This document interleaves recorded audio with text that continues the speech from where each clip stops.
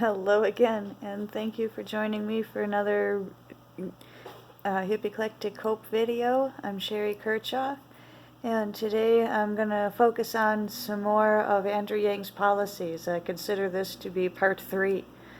I got through, the big ones with the last 2 videos, UBI, universal health care, and I covered a few other topics, but it's time to move on to some other very important issues. Well, ever since, let's see, how do I even begin on this one? Well, frankly, we need to respect our veterans a little more, and just a little. Like, my dad came home from Vietnam, and nobody appreciated what he did there, and any help that he tried to seek from the VA, he was turned down, or waiting lists were just so long he didn't bother. And it hasn't improved very much since then. My neighbors now are, waiting months for necessary surgeries and treatments. They're, bogged down at the overpriced, well, over budget, overdue VA hospital that was supposed to be built around here. There's just so many snags in the system, and Andrew Yang is, proposing, much better VA health care for medical and mental health. In order to accomplish this, he's going to increase incentives for becoming VA health staff to increase the numbers. So all our bright people are going into the expensive hospitals. Nobody wants to work for the government. Well, improve conditions. That's the point here. And there will also be incentives for hiring veterans, in the hospitals and clinics and, in the private sector. Employers will, get bonuses. I don't know if it's going to be tax breaks or what, but it won't be it's stigmatized in a bad way to hire our veterans, because we see them as coming back damaged or not ready for civilian life, or it's a terrible thing. These people are stronger than any of us and more capable than any of us, and deserve more respect than a great many of us. So it's Andrew Yang's going to fix that. Veterans will be able to get jobs in fields that they qualify for. And to increase their qualifications and make that transition easier, Andrew Yang's proposing a civilian life boot camp. Soldiers, when they enlist in the military, are taught how to be soldiers in their specific fields. Well, when they come home, they've been in the military for several years, and that's what their heads are wrapped around. When they come home to civilian life, and a lot of them, were fresh out of high school when they, left. So, they don't know how to be, adults in this ever-changing country, when they're in their mid-20s.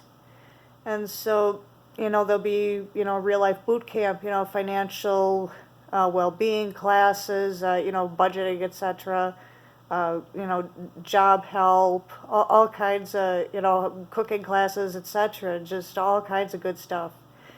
And there'll be more long-term care, for these vets. They'll,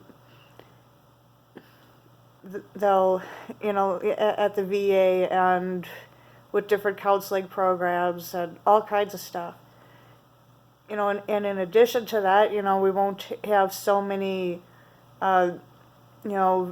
problems for our veterans if we stop sending soldiers to every ego contest that you can come up with in the Middle East. The forever wars will end.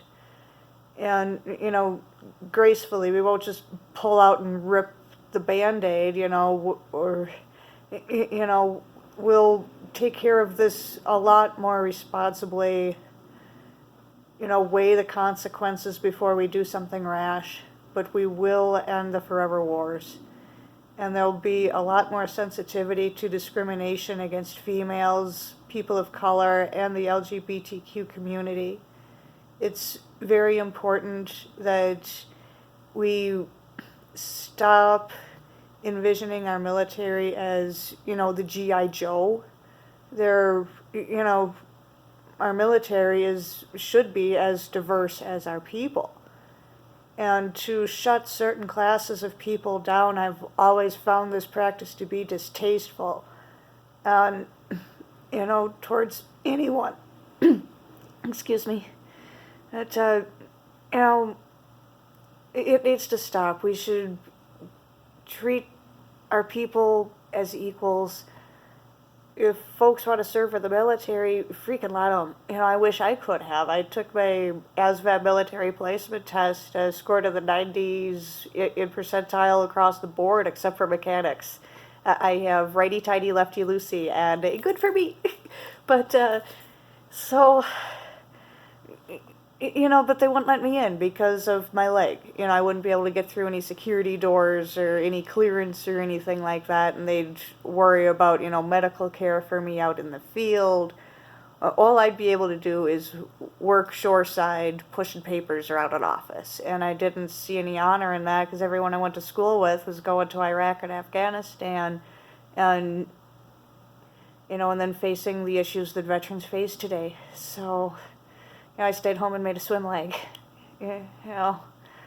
But, in addition to everything that Andrew Yang's going to do to help our veterans, past, present, and future, he's also looking into the student loan crisis because so many of our young people are, getting sucked into overpriced colleges and straddled with immense debt, and, that they're ill-equipped to, relieve themselves of, to work off. And, so Andrew Yang has a lot of forgiveness and low payment ideas, especially targeting underemployed people or families living in poverty. Like, I have 2/3 of an associate's degree in criminal justice because I thought I would be able to bust child molesters on chat rooms, like, hi, I'm Tiffany, I'm 14, you totally want to come over? It would have been just so much fun to nab them. But, nobody would hire me in this department or any other, computer crimes. So I have, $20,000 in student loans that I can't even get that job at Burger King to pay that off. So, underemployed, I'm unemployed and still stuck with it, and I can't file bankruptcy on it. And that's, another thing, there'll be accountability for these scam schools.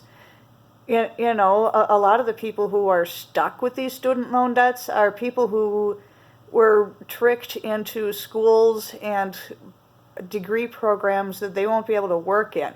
Like me being too disabled to work in criminal justice, or, people trying to, get into welding or mechanics and then getting discriminated against, or people who, are disabled and trying to find another path and they get suckered into a path that they still can't work in, or too many people getting funneled into the same degree plans and not being able to, find enough jobs to, for all of them. It's like, musical chairs. And so many factors come into play with, chronically delinquent student loans, and then Andrew Yang's going to work to fix it. He's not going to say he's forgiving everybody. I mean, that would be swell, but, that's not feasible either, because then there'd be kids, I'm just going to go to college and play around and, putz around in school, different degree plans for 10 years and not really settle on anything, and then, it'll get wiped out. No. There'll be accountability for students, but there will finally be accountability for these schools. And these operations schools, some of them are good, that people learn legitimate skills that we all need. You know, it's become too popular to bash on schools, but college is important. It's just been convoluted so badly.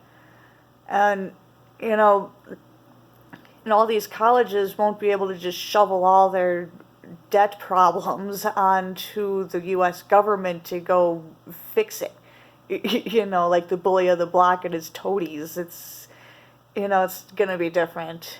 I'm not quite sure on all the details because, you know, he'd have to type the contents of his book and then some into his policies page.